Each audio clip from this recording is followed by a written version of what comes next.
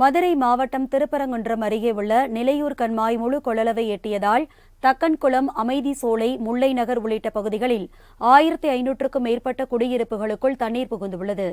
இது தொடர்பான கூடுதல் விவரங்களை செய்தியாளர் சுந்தரபாண்டியன் வழங்க கேட்கலாம். சுந்தரபாண்டியன், தண்ணீரை வெளியேற்றுவதற்கு என்ன மாதிரியான நடவடிக்கைகள் எடுக்கப்பட்டிருக்கு, என்ன மாதிரியான சிரமங்கள் எல்லாம் சந்திச்சுட்டு வராங்க சுந்தரபாண்டியன்? நிச்சயமாக அரசி, மதுரை திருப்பரங்குன்றம் அருகே உள்ள நிலையூர் கண்மாய் முழு கொள்ளளவு எட்டியதால் தக்கன்குளம், எஸ்ஆர்வி நகர், அமைதி சோலை, முல்லை நகர், வஉசி நகர் உள்ளிட்ட பகுதிகளில் வசிக்கும் 1500க்கும் மேற்பட்ட குடியிருப்புகள் தண்ணீர் புகுந்தது.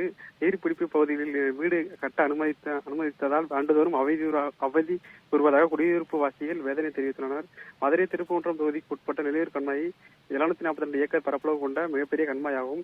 இந்த நிலையில் இந்த கண்மாயின் பரப்பளவு ஆக்கிரமிப்பு சுருங்கி 300 ஏக்கர் பரப்பளவாக மாறிவிட்டதாக இப்பகுதி விவசாயிகள் குற்றம் சாட்டி வருகின்றனர். இந்த நிலையில் நிலையூர் கண்மாய் ஆண்டுதோறும் வைகை அணையில் இருந்து தண்ணீர் திறந்துவிடப்படும். ஆண்டுதோறும் தண்ணீர் விடும்போதெல்லாம் கண்மாய் முழு கொள்ளளவை எட்டிவிடும். இந்த கண்மாயை நம்பி 3000 ஏக்கர் விவசாய நிலங்கள் பயன்பெற்று வருகிறது. 25 கிராமங்களுக்கு நீர் ஆதாரமாக இந்த கண்மாய் விளங்குகிறது. தற்போது இந்த கண்மாயின் கரை ஓரத்தில் வணிக நிறுவனங்கள் உட்பட்ட 1500க்கும் மேற்பட்ட வீடுகள் கட்டப்பட்டுள்ளதால் நிலையூர் கண்மாய் நிரம்பியதும் குடியிருப்பு பகுதிகள் தண்ணீர் புகுந்துவிடும். இந்த தண்ணீரானது 6 மாத காலம் குடியிருப்பு பகுதிகளுக்கு இடையே இருப்பதால் இப்பகுதி குடியிருப்பு வாசிகள் வருடத்திற்கு 6 மாதம் வாடகை வீட்டில் தங்கும் சூழல் உருவாகியுள்ளது.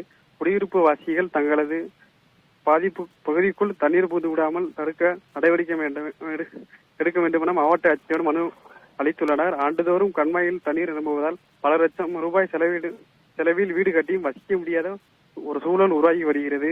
எனவே அரசு குடியிருப்பு பகுதிகளில் சுற்றி கரையை அமைத்து தூர்வாரினால் கண்மாய் பாதிக்கப்படாமல் குடியிருப்பு பகுதிகளும் பாதிக்கப்படாமல் இருக்கும் எனவும், மேலும் நீர்பிடிப்பு பகுதிகள் என்று தெரிந்து பட்டா வழங்கி வீடுகளுக்கு மின் இணைப்பு, குழாய் இணைப்பு, சாலை வசதி அரசு அனைத்தும் வழங்கி இது போன்ற மழைக்காலங்களில் கண்மாய் நிரம்பி குடியிருப்பு பகுதிகளில் தண்ணீர் புகும் காலங்களில் அதிகாரிகளை சந்தித்து நீர்பிடிப்பு பகுதி என அதிகாரிகள் தங்களை அவதியுற வைப்பதாகவும் சம்பந்தப்பட்ட அதிகாரிகள் மீது நடவடிக்கை எடுக்க வேண்டும் என இப்பகுதி வாசிகள் தெரிவிக்கின்றனர்.